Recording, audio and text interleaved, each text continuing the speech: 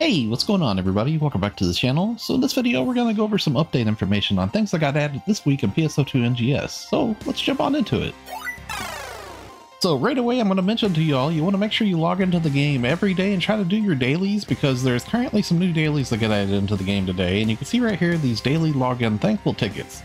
Now, what's really cool about these is these are free AC scratch tickets, basically, is what they are. They have a free version of an AC scratch currently right now with a lot of really good items inside of it.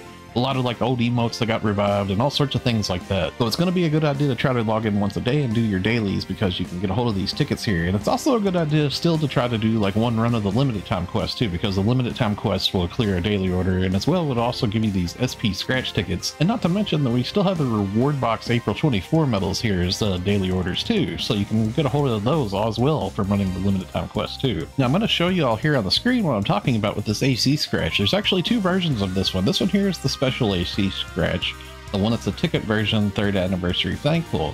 Now inside of here, like I mentioned, there's all sorts of like emotes inside of here. There's some accessories, there's some camos, there's lots of really good stuff inside of here. And currently you can get 2 scratches a day on this for the next couple of weeks, so definitely keep that in mind. Try to get on and do your dailies. Now saying that, I'm going to point out there is actually a regular AC version of this scratch up here too, the 3rd anniversary thankful here. Now this one in particular does have some stuff inside of the scratch listing that's a little bit different from the free version. Now when it comes to the scratch frequency bonus here, there's actually some emotes inside of here that you can only get via scratching on this, unfortunately. Now it is like some old emotes that we've had in the past, but this is a thing here, like the Marin and Melon, for example. You can't trade this in player shops.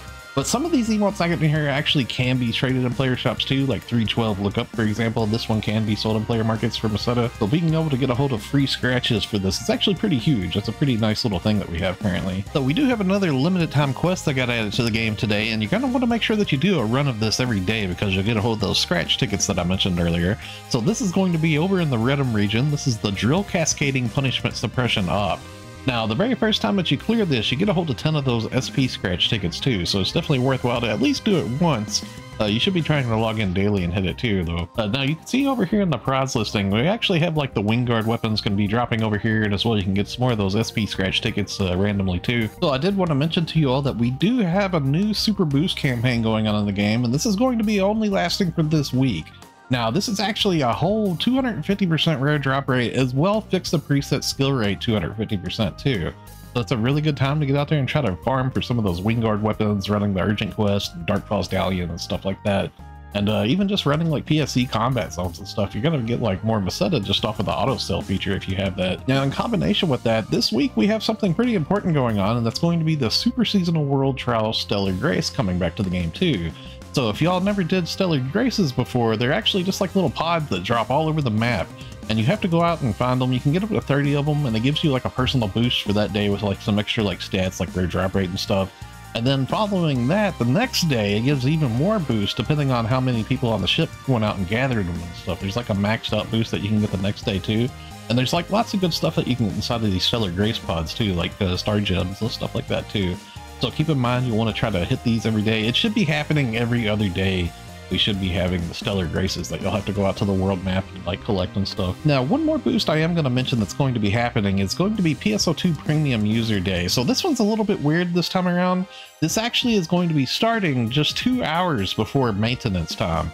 Now, saying that, because it does start 2 hours before maintenance time and it actually goes through maintenance, PSO2 Day will actually get extended. So it's going to go from May 21st all the way till May 24th at 8 in the morning Eastern Time. It's going to start at 8 p.m. Eastern Time on May 21st. So it's pretty nice, since there's a maintenance during it. They actually extend it for 60 hours versus the normal 36 hours that we usually get. So it's a pretty long extended PSO2 Premium User Day. So this week we do have a Colab AC scratch that's been added to the game, and that's the Atelier Style. Now this AC scratch here has a lot of really good stuff in the Colab scratching.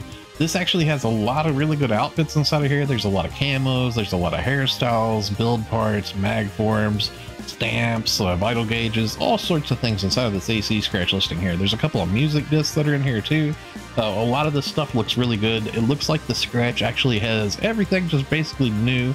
It doesn't look like there's anything in here watering it down with like revivals from old scratches or anything. There is actually an emote inside of here too. I plan on showcasing this emote off on the channel later on. I'm going to pick this up and make a little showcase video for it.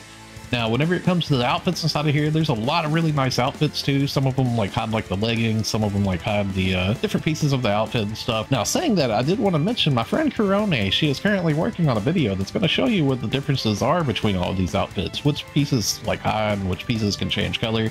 So I'm going to leave a link in the video description below so you can go check out Corone's outfit showcase video. It should be extremely helpful info deciding which one of these outfits you want to pick up to try to save you some setup. So this week, SEGA did update the ZME shop, her hidden shop that she has actually, the one where you can trade in for the different recycle items with the SG badges.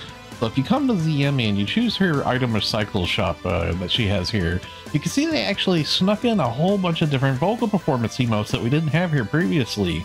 Now these all take 100 star gem badges each, but one of the main things I'm going to point out for you all is if you pay attention to some of these emotes here, as I mentioned before, you can see some of these can actually be sold in player shops.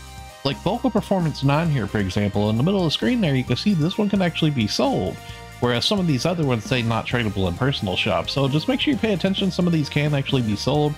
Vocal Performance 9 can be sold in player shops, Vocal Performance 11 can be sold in player shops, Vocal Performance 12 can be sold in player shops, and you can also sell this 182 singer emote here too. This can also be sold in player shops as well. So you want to go through here and just kind of check them out. I do actually have previews on my channel of every single one of these emotes too, so I just wanted to point that out. If you're looking for what one of these dances look like in particular, you can actually just find me showcasing it on my channel here. I do actually believe some of these camos that was in here are kind of new too. I don't think we had this rifle camo here before, for example. This takes 50 badges.